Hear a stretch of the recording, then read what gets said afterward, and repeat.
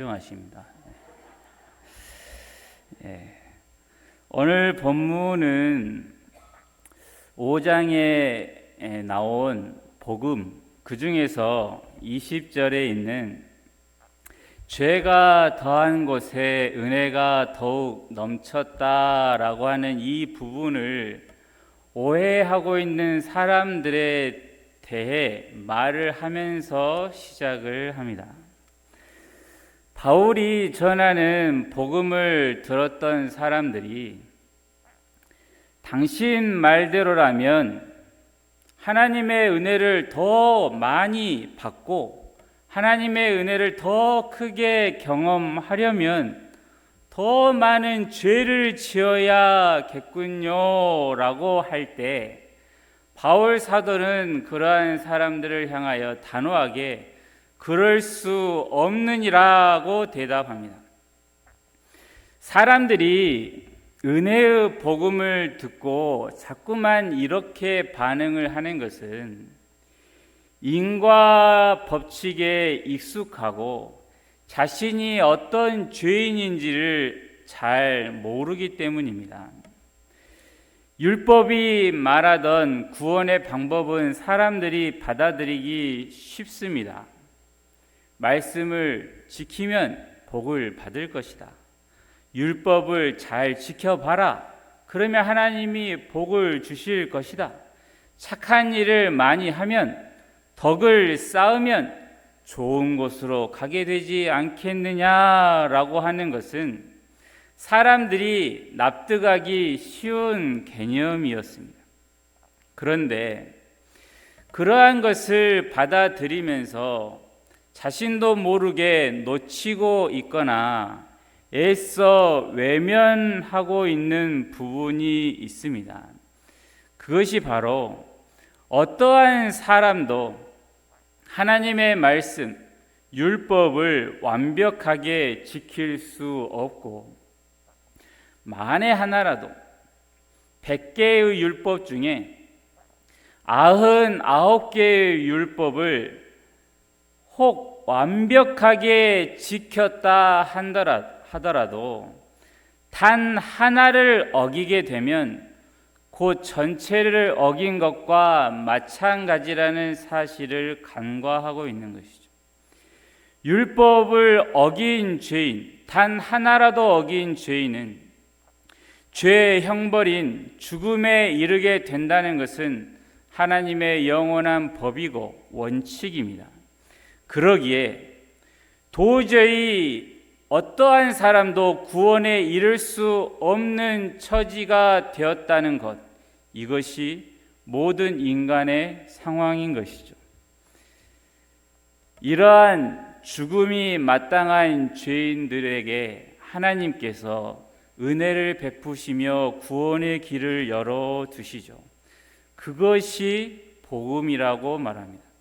하나님과 원수였고 죄인이었던 우리를 위하여 하나님의 아들이시며 모든 인류의 대표자인 예수님이 세상에 오게 되었고 오직 예수님의 공로를 통해 구원의 길이 열리고 그 유일한 길을 통해 죄인이 의인이 되고 하나님의 자녀가 되며 새 생명으로 거듭나게 되는 것입니다. 이렇게 그리스도와 함께 죽고 함께 살아난 성도들에게 이전과는 완전히 다른 삶의 방식이 기다리고 있지요. 자신이 어떤 죄인이었고 그러한 나에게 베푸신 하나님의 은혜와 사랑을 누구보다도 잘 알기 때문에 감히 그 사랑을 내가 이용해서 내가 계속 죄를 지으며 살겠다라는 생각을 차마 하지 못하는 것입니다.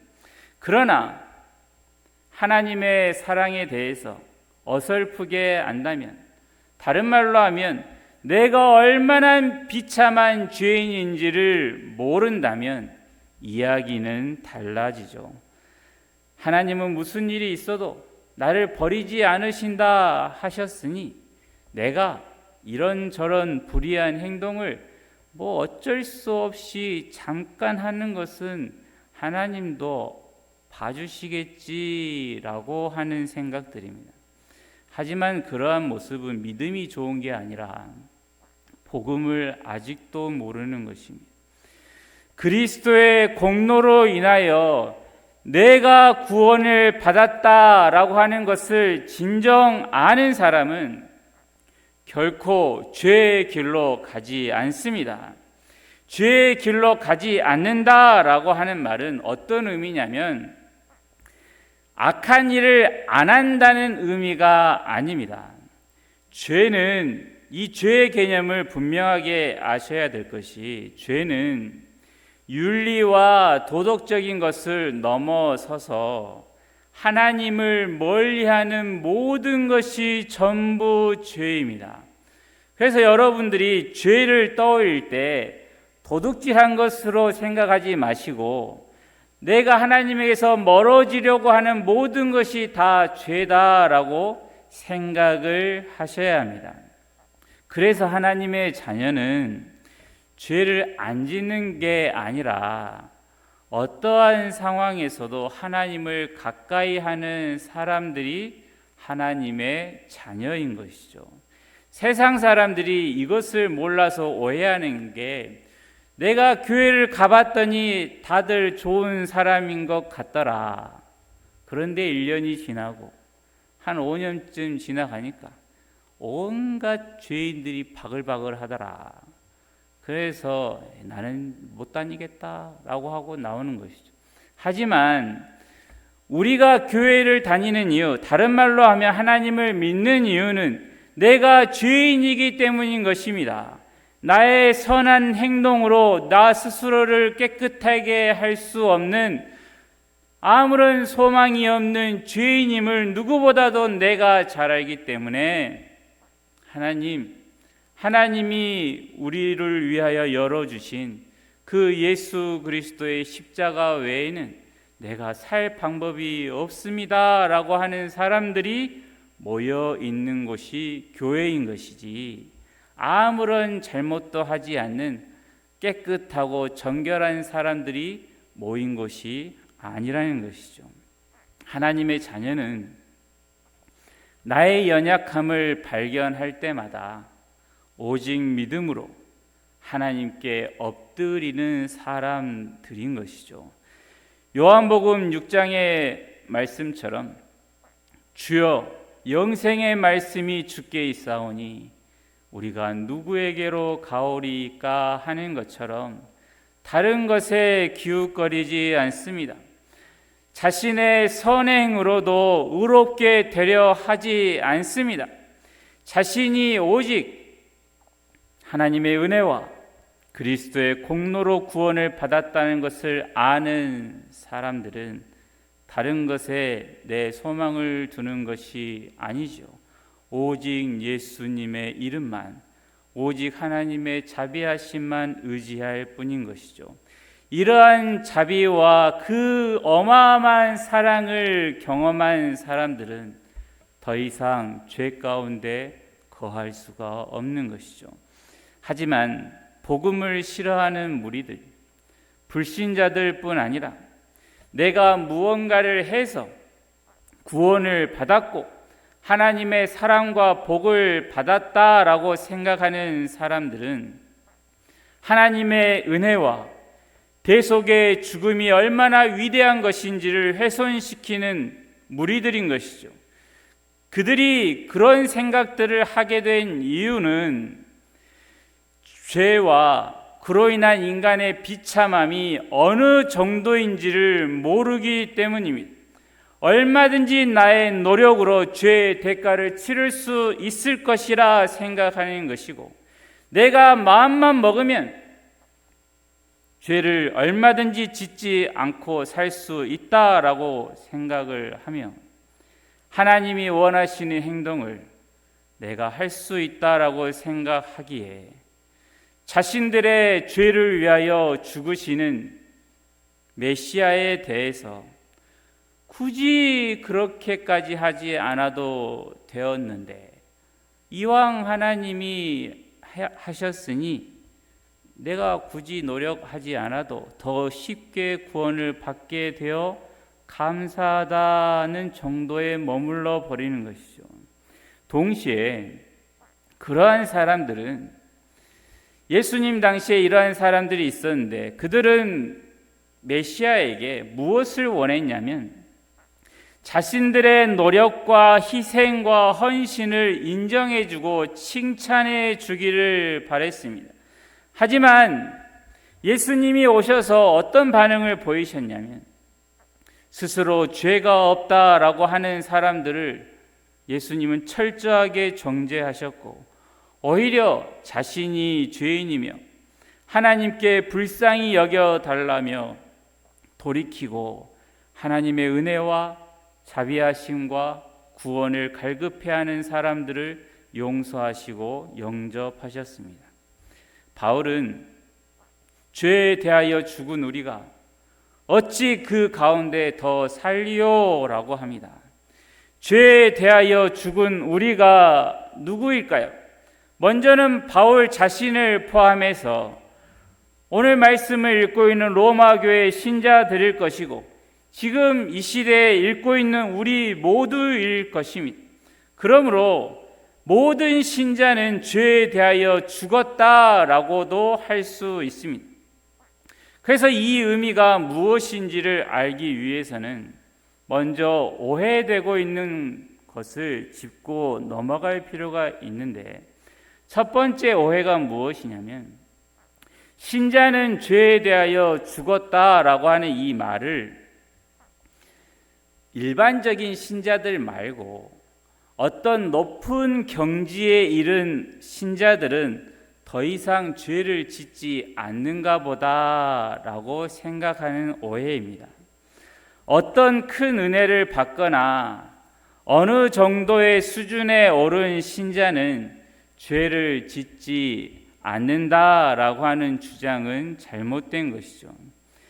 요한일서 3장에 나오는 말씀이 있는데, 하나님께로부터 난 자마다 죄를 짓지 아니하나니라는 말씀이 있습니다.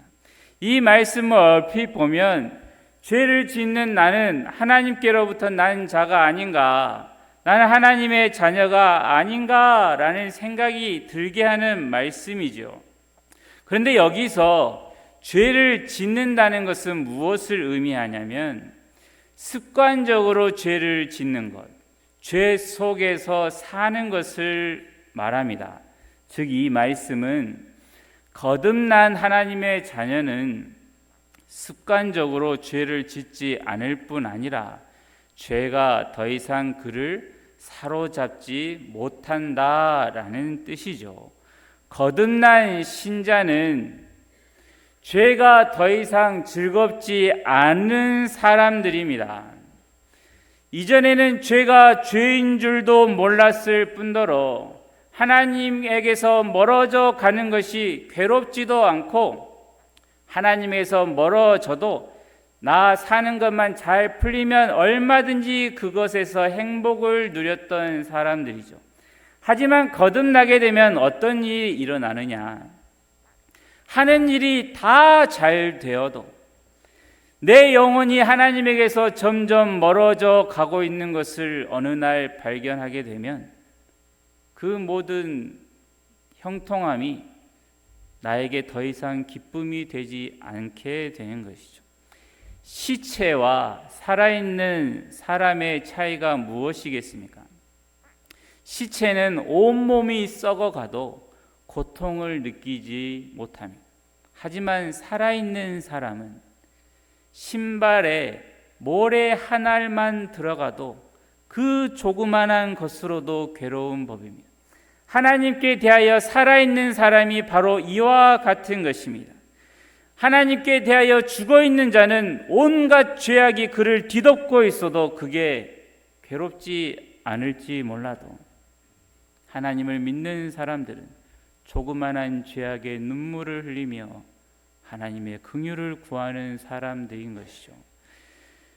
신자는 죄에 대하여 죽었다라고 하는 말씀에 대한 두 번째 오해는, 영적으로 깊은 수준의 생활을 하려면 죄에 대하여 죽으라 라고 하는 이 명령에 순종하며 살아야 깊은 영적인 생활을 할 수 있다는 생각들입니다.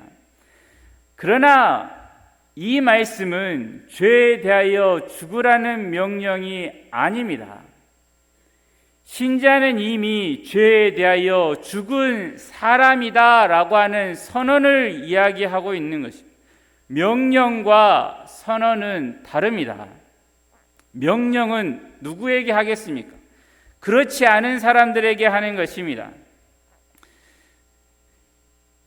아직 죽지 않은 사람, 완전히 죽지 않은 사람들을 향하여 죽어라, 죄에 대하여 죽으십시오라고 이야기하는 것이나, 명령이 아닌 선언은 다른 것이죠.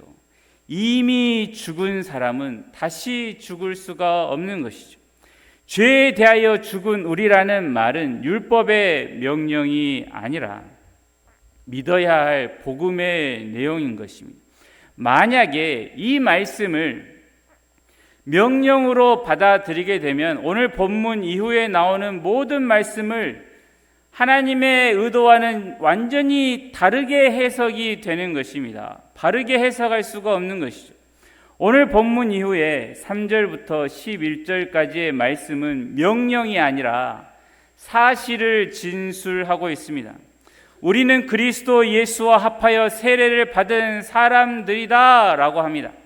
그와 함께 장사되었고 부활하였다고 합니다.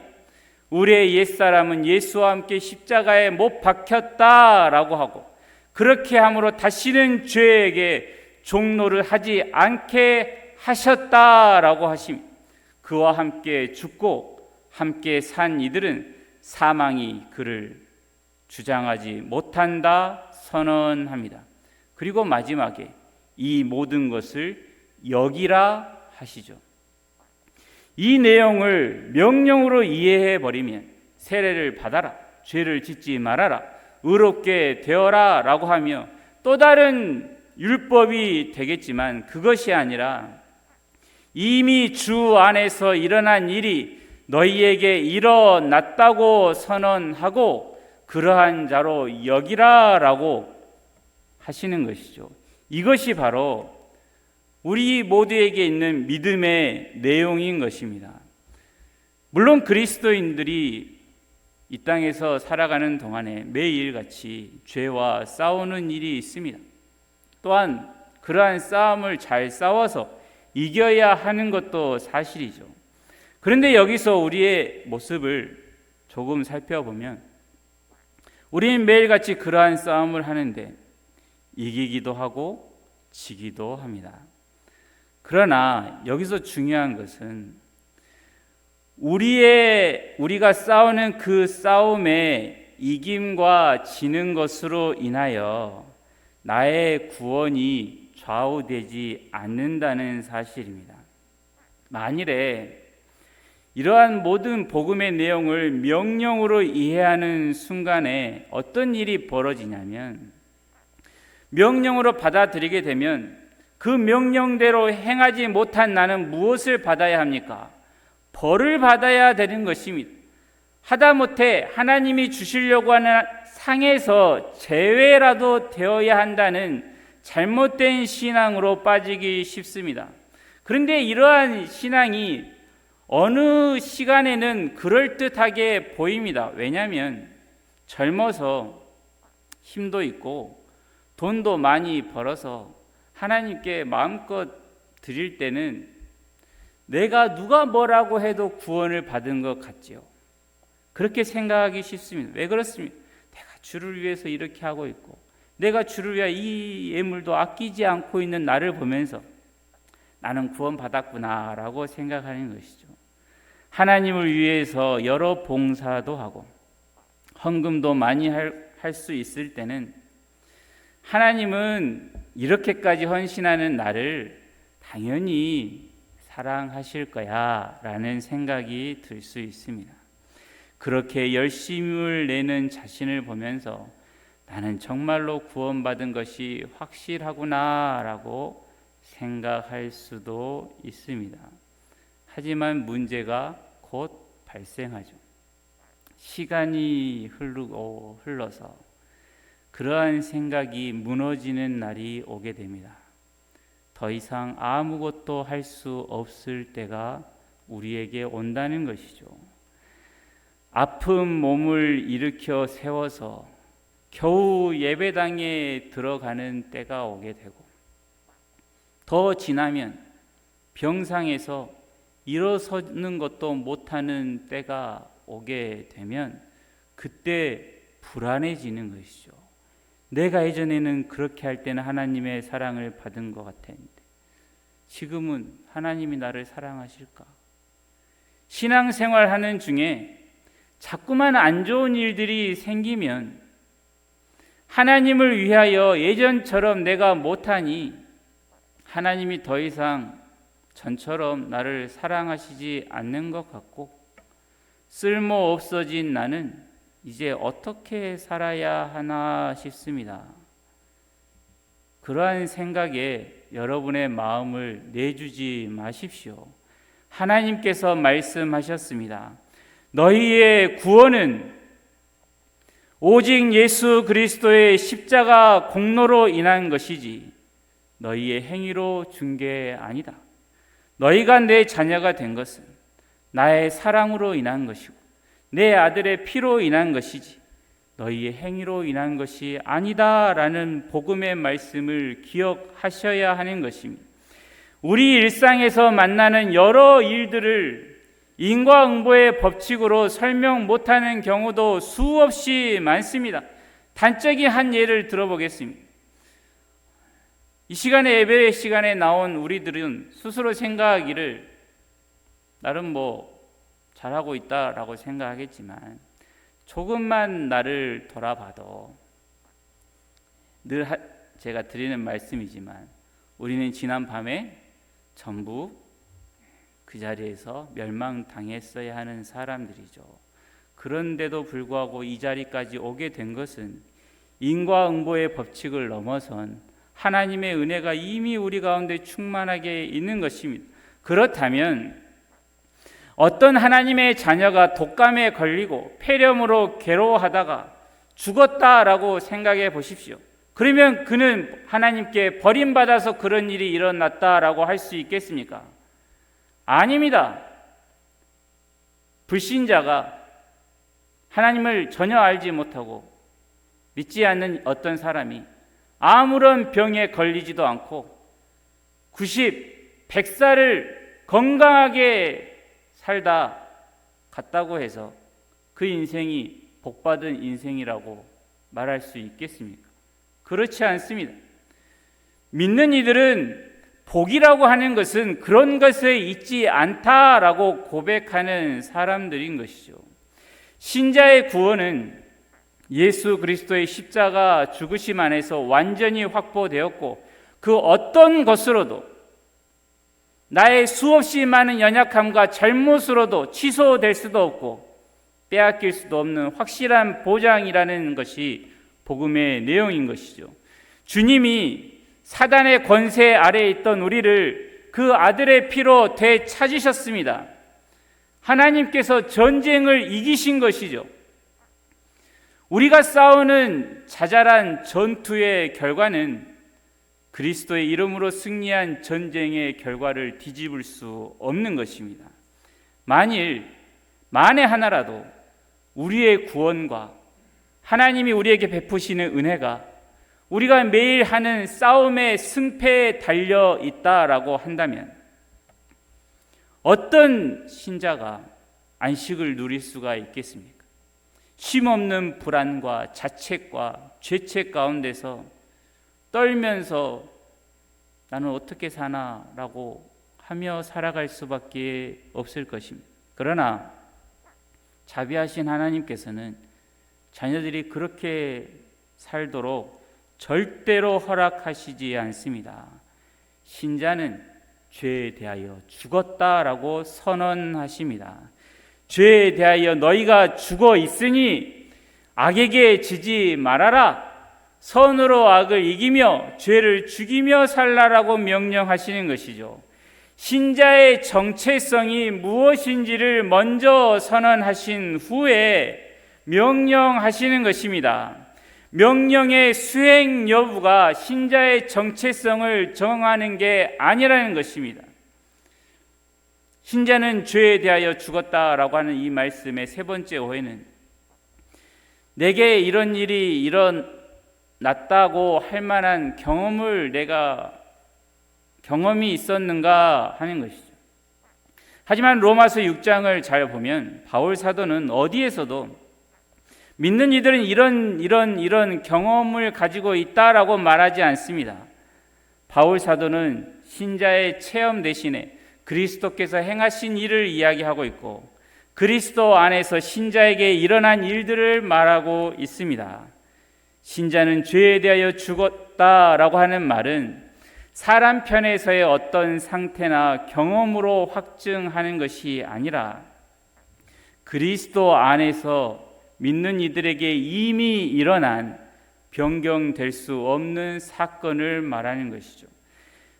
내가 죄에 대하여 죽었다라고 하는 것을 체험으로 확인하려는 것은 매우 위험합니다.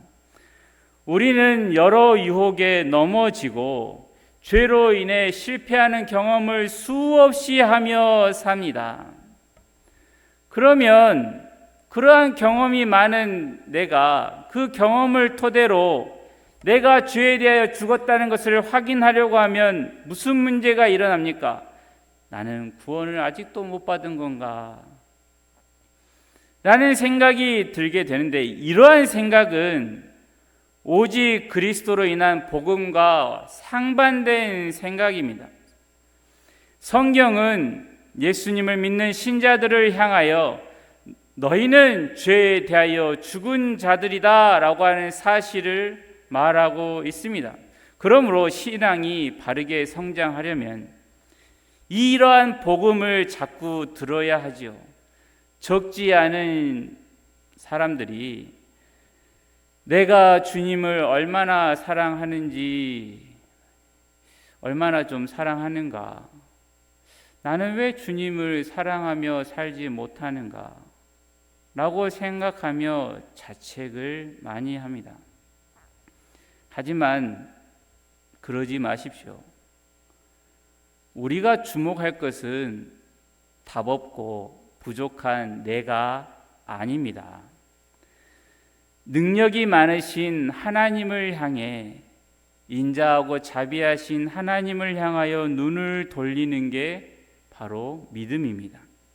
우리는 내가 주님을 얼마나 사랑하는가 보다 주님이 나를 얼마나 사랑하시는가에 초점을 맞추어야 합니다. 세상 모든 사람들이 나를 다 떠난 것 같고 내가 하는 일마다 전부 안 되는 것 같고 도대체 내가 왜 살아야 되나라는 생각이 드는 그 때가 우리에게 온다 할지라도 믿음의 사람들에게는 하나가 보이는 것이죠. 십자가.